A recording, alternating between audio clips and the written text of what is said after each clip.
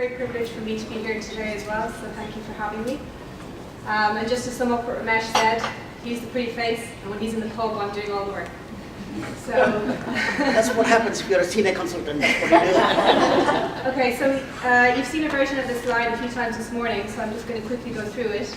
So we know that the minority of adult GIST are called so-called wild-type GIST. And if we look at the wild-type GIST, they can be further classified. And the first step, as you've heard this morning, is to determine whether the GIST have a functioning succinate dehydrogenase enzyme complex or not. And we usually do this using SDH-B immunohistochemistry or a staining test on the tumours. And we say if the tumour stains positive for SDH-B, then the SDH complex is preserved. And if the tumour stains negative for the SDH-B protein, then the tumour has a non-functioning succinate dehydrogenase enzyme complex, or we call it SDH-Deficient. And again, as we've heard this morning, the causes for SDH deficiency in our wild-type GIST tumours include germline mutations in 4 genes, SDH-A, B, C, and D.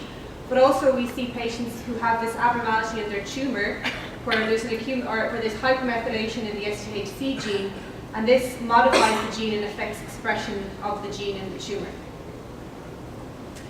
So if we look at our UK cohort and look at the SDH-deficient GIST, we see by far the most common cause for SDH deficiency is a mutation in the SDH-A gene.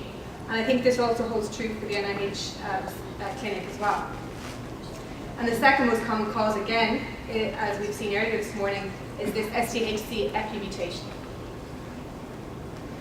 So we've also found that approximately a third of our patients, when they present with their SDH-deficient GIST, will have a second primary tumour. And this holds true for patients who both have germline mutations in succinate dehydrogenase genes, but also patients with SDH-C epi mutations. And the most common second primary tumour we see in this group are paragangliomas.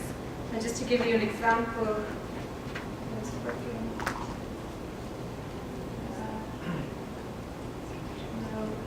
you see in the top picture here, the red arrow, that's marking a carotid paraganglioma in a patient who presented with a metastatic GIST. And then the bottom, there's a red arrow pointing towards an abdominal paraganglioma in a patient who also presented with a GIST.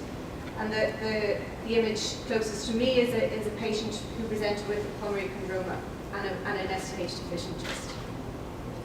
So again, we've heard this morning that we really rely on our pathologists to help us differentiate between SDH-deficient and SDH-preserved GIST. And again, there's some characteristics that we've already seen this morning. So when our pathologist looks down the microscope at the SDH-preserved GIST, he tends to see these spindle-shaped cells. And again, as we've heard, when we do the immunohistochemistry test, the SDH-B protein is preserved. Whereas when we look down the microscope at our SDH-deficient GIST, we see an epithelioid morphology of the cells, or mixed epithelioid, and we see loss of the SDH-B protein.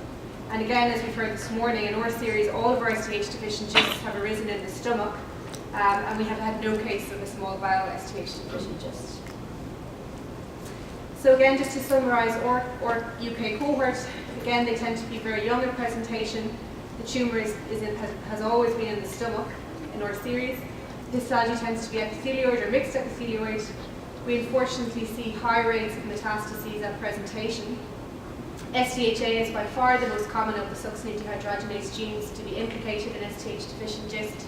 And the most common variant we see in SDH-A is this truncating variant, arginine positioning 31. But again, as we've heard this morning, it's very important to remember that genetics is not always the answer for why these GISTs are SDH-deficient. And we see quite a significant proportion of our patients have an SDH-C epi mutation as a cause for SDH deficiency. So just an example of how we go about diagnosing our patients. This is a busy slide with an algorithm of how we approach our patients. So again, molecular profiling happens to tell us whether the patients are GIST or conventional GIST or wild-type GIST. And if a patient is referred to as a wild-type GIST, the first step is to do SDH-B immunohistochemistry. If a patient is found to have an SDH-deficient GIST, the first test we do is germline genetic testing. As we've heard this morning, this is very important to inform ongoing surveillance and management for our patients, but also for family counselling. And these are the genes on our panel that we test for in the germline. If a patient is found to have a germline mutation in one of the SDH genes, then they immediately come to my clinic, where we do surveillance every 2 years using MRI, looking at the skull base and neck for evidence of paragangliomas. And frequently these patients are having regular abdominal and pelvic imaging because of their GIST, and then they will get annual biochemistry to look for secretory pheochromocytomas or paragangliomas. If a patient has an SDH-deficient GIST but isn't found to have a germline mutation, we then go on to do testing for an SDH-C EPI mutation. And if a patient isn't found to have a germline mutation or an SDH-C EPI mutation, we then enter them into some research studies where we're doing some whole exome sequencing analysis to see if we can find other genes which might be causative. Okay, so I just quickly, and I'm aware that we are tight for time, I wanted to briefly mention some of the translational clinical studies that we have been involved with in Cambridge. So one of the issues which we face in the clinic is that some of the alterations in the succinate dehydrogenase genes may result in the tumours developing, but the alterations may not be so severe that they affect expression of the protein. So this means that for some patients, they may have an SDH-deficient GIST, but we're missing them by doing the routine immunohistochemistry. And that may be because the alteration is very mild, and it might affect the function of the enzyme, but may not affect the protein expression. So we wanted to identify other methods of picking up SDH deficiency. So just to remind everybody, so the SDH enzyme complex is made up of 4 proteins, and each of them are encoded by the 4 genes I've mentioned this morning. And if there's an alteration in any of the 4 genes, it means that this complex won't function properly.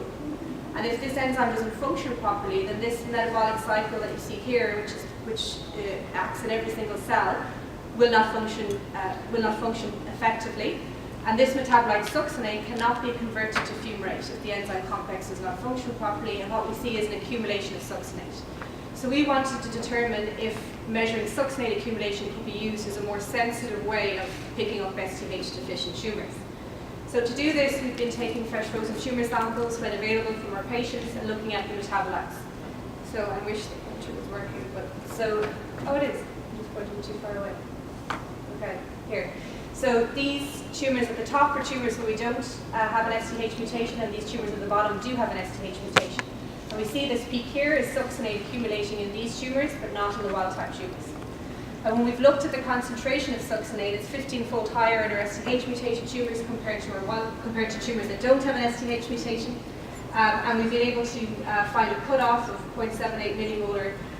That's a concentration of succinate, which tells us whether a tumour is or isn't SDH deficient. So a tumour with a succinate concentration greater than 0.78 is suggestive of an SDH deficient tumour.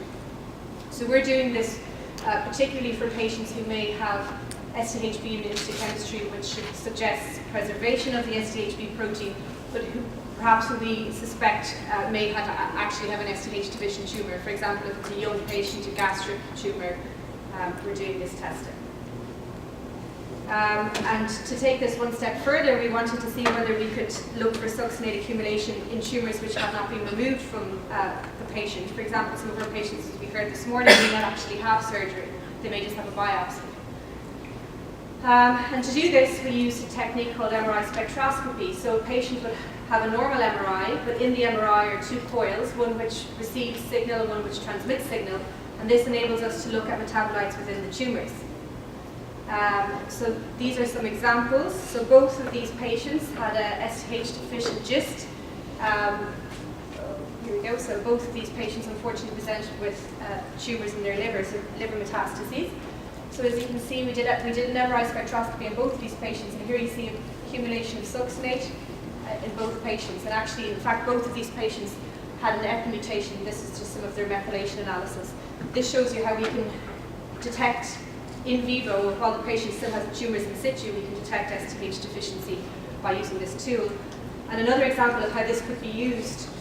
So this is a patient who doesn't have an SDH deficient GIST, but actually has an SDH deficient paraganglioma. And this patient had an MRI spectroscopy performed on this tumour deposit. Here you can see succinate accumulation again, and this correlates with very high uptake of fluorodeoxyglucose on PET-CT.